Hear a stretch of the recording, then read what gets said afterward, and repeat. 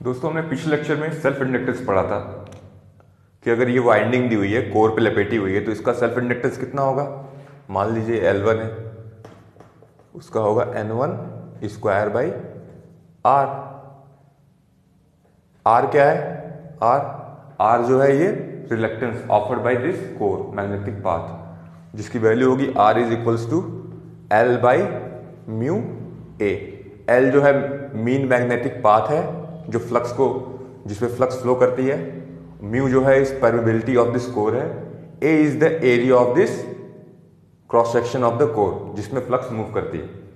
तो मैंने ये बताया था कि सेल्फ इंडक्टेंस ये होता है कि अगर हमने 1 एम्पेयर करंट दिया तो कितनी फ्लक्स इस वाइंडिंग से लिंक हुई है कि नहीं। और म्यूचुअल इंडक्टेंस ये बताता है कि अगर हमने करंट इस वाइंडिंग में दिया तो दूसरे वाइंडिंग में कितनी फ्लक्स लिंक हुई, ये बताता है। इसको बोलते हैं म्यूचुअल इंडक्टेंस, ठीक। और इसका सेल्फ इंडक्टेंस कितना हो जाएगा?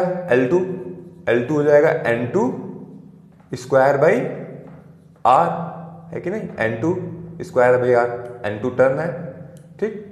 हमें निकालना है अब सेल्फ इंडक्टेंस M, ठीक। तो जैसे कि मैंने बताया था कि इसमें जो फ्लक्स लिंक होगी इस करंट के प्रोपोर्शनल होगी। जो करंट ये फ्लो करेगा, मान लीजिए करंट I1 है, इसमें जो फ्लक्स लिंक होगी, सेम प्रोसीजर अपनाएंगे इस म्यूचुअल इंडक्टेंस को निकालने के लिए। इसमें जो फ्लक्स लिंक होगी वो भी इस करंट I1 के प्रोपोर्शनल होगी।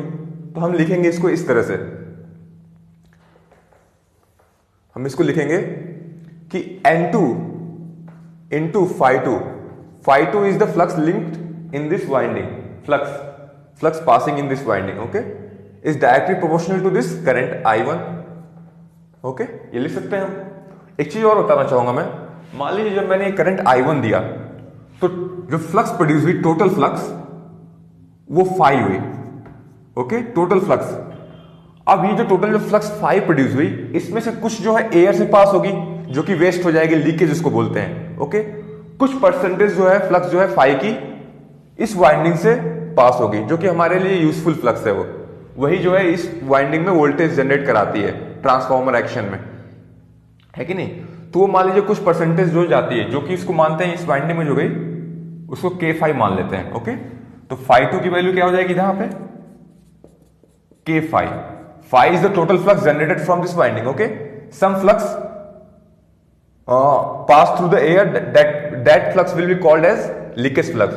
The flux which will be passing through this winding will be called as useful flux, means that flux linked with that winding. इस वाइंडिंग से जो फ्लक्स पास होगी वो बोलेंगे वो जो लिंक हुई है फ्लक्स, तो उसको मानते हैं हम K phi मानते हैं, ओके। और ये जो फ्लक्स लिंक हो रही है ये किसके प्रोपोर्शनल है? इस करंट I1 के, जो मैंने यहां लिखा हुआ है। तो यहां पे वैल्यू पुट करिए N2 into K phi directly proportional to I1। अब मैं यहां पे प्रोपोर्शनलिटी कांस्टेंट लगाऊंगा, एक प्रोपोर्शनलिटी को हटाऊंगा, is equals to M into I1। M है प्रोपोर्शनलिटी कांस्टेंट है, इसको बोलते हैं म्यूचुअल इंडक्टेंस, ओके। तो M की वैल्यू यहां से निकालिए, M की वैल्यू आ गई N2 into K phi divided by I1, okay. अब इसको एक्सप्लेन करते हैं। N2 क्या लिख सकते हैं, अरे कि phi को क्या लिख सकते हैं? B इंटू ए लिख सकते हैं। B magnetic field density in the core है और A is the area of the core, okay. ये लिख सकते हैं हम डिवाइड बाई I1, ओके। अब हम B की जगह और क्या लिख सकते हैं? B को रिप्लेस कर सकते हैं म्यू इंटू H, लिख सकते हैं कि नहीं। H जो है मैग्नेटिक फील्ड इंटेंसिटी है कि नहीं, और म्यू जो है परमेबिलिटी ऑफ दिस कोर है। तो लिख देते हैं N2 into K into mu into H into area divided by I1। अब ये जो H जो है, H और I1 में के बीच में क्या रिलेशन होता है? इस करंट की वजह से H प्रोड्यूस होता है, वो रिलेशन ये होता है H is equals to N I1 divided by L। L जो है मैग्नेटिक पाथ लेंथ होता है, मीन मैग्नेटिक पाथ लेंथ, ये जो, ठीक। L N is the number of turn N1, क्योंकि करंट हमने इस वाइंडिंग में दिया है तो N1 लेंगे, ओके। और I1 is the current given in this winding, okay. ये L हो गया। अब वैल्यू पुट करते हैं, N2 K म्यू H की वैल्यू यहां से क्या है? N1 I1 by L, N1 I1 by L into A divided by I1 got cancelled, N1 into N2, के को बाहर ले लेते हैं, के N1 into N2 mu into A divided by L को नीचे लाएंगे L, ओके ठीक ना। अब यहां पे इसको साफ जगह पे लिखते हैं, M इज इक्वल्स टू क्या बन गया ये, K into N1 into N2 divided by L by, मैंने म्यू ए को नीचे लेके आया, म्यू इंटू ए, ओके। ये क्वांटिटी क्या है, रिलक्टेंस R है कि नहीं, इस कोर की जो रिलक्टेंस ऑफर कर रहा है, तो इसको लिख सकते हैं K into N1 into N2 by R, okay.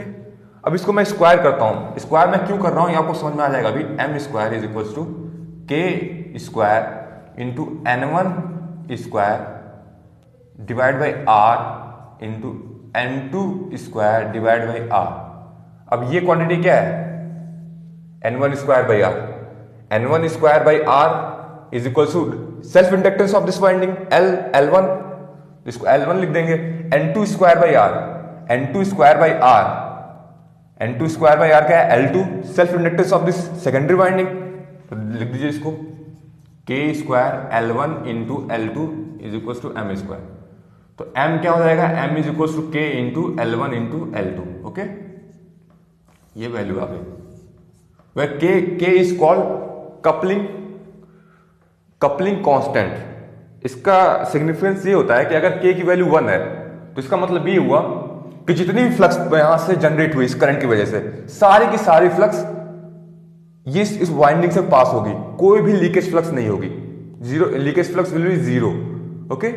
अगर K की वैल्यू 0 है तो जितनी की जितनी यहां से फ्लक्स प्रोड्यूस हुई सारी की सारी एयर से पास हो जाएगी, इट मींस सारी की सारी फ्लक्स लीक्ड हो गई, कोई भी इस फ्लक्स से पास नहीं हो पाई।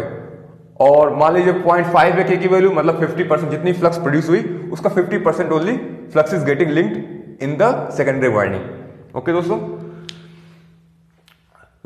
अब इसको मैं समराइज करना चाहता हूं। ये हो सकता है हमें डेरिवेशन की ज्यादा आवश्यकता ना हो, ये सब कैसे डिराइव हो रहा है, जो हमें जल्दी से हमारे न्यूमेरिकल सॉल्व करने के समय में जल्दी से हमारे यूजफुल हो, तो मैं थोड़ा सा समराइज कर देना चाहता हूं कि क्या चीज मैंने बताया, क्या क्या चीज अभी मैंने 2 लेक्चरों में बताया।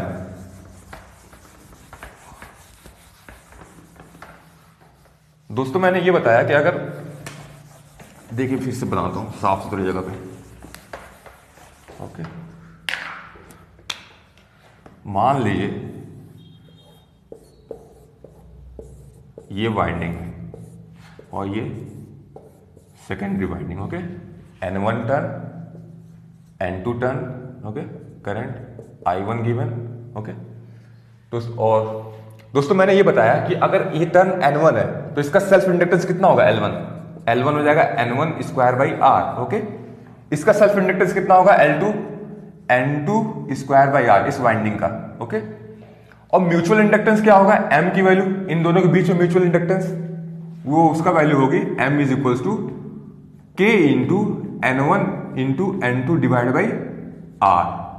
म्यूचुअल इंडक्टेंस है तो N1 इंटू N2 हो जाता है, कितना आसान है याद करना, और K की वैल्यू 0 से लेके 1 के बीच में होती है, ओके ठीक ना। अगर क्वेश्चन में ऐसे दिया हुआ टाइटली कपल्ड तो उसमें K की वैल्यू हम 1 लेंगे, ओके। मींस सारी की सारी फ्लक्स जितनी भी जनरेट हो रही है सारी की सारी इसमें से पास हो रही है, वो सबसे आइडियल केस होता है, वही हम चाहते हैं ट्रांसफार्मर एक्शन के लिए, ओके। क्योंकि ट्रांसफार्मर एक्शन में जो वोल्टेज जनरेट होता है वो म्यूचुअल इंडक्टेंस के कारण ही होता है, ठीक है दोस्तों। और एक चीज और देखना बताना चाहूंगा मैं, हम चाहते हैं कि ये जो K की वैल्यू 1 हो, हमें K की वैल्यू 1 मिले, उसके लिए देखिए एक्सप्रेशन क्या आ रहा है, मींस हम चाहते हैं कि जितनी फ्लक्स यहां से जनरेट हो सारी की सारी इसमें से भी पास हो, है कि नहीं। तो देखिए R रिलक्टेंस जो है इनवर्सली प्रोपोर्शनल है कि नहीं।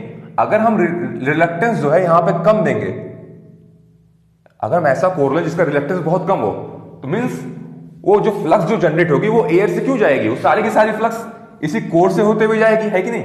अपना लूप बनाएगी कोर से जाके एयर से होकर क्यों जाएगी, इसलिए अगर हम रिलक्टेंस जो है कम करेंगे तो म्यूचुअल इंडक्टेंस बढ़ जाता है। मींस म्यूचुअल इंडक्टेंस बढ़ा मतलब means mutual coupling constant, coupling between the two windings will get increased. Okay, तो हम कोर ऐसा कोर इस्तेमाल करते हैं जिसकी परमेबिलिटी बहुत हाई हो, ताकि हमें लो रिलक्टेंस पाथ मिले, जिससे कि सारी की सारी फ्लक्स जो है इस कोर की पाथ को फॉलो करे, ना कि एयर को। Thank you friends.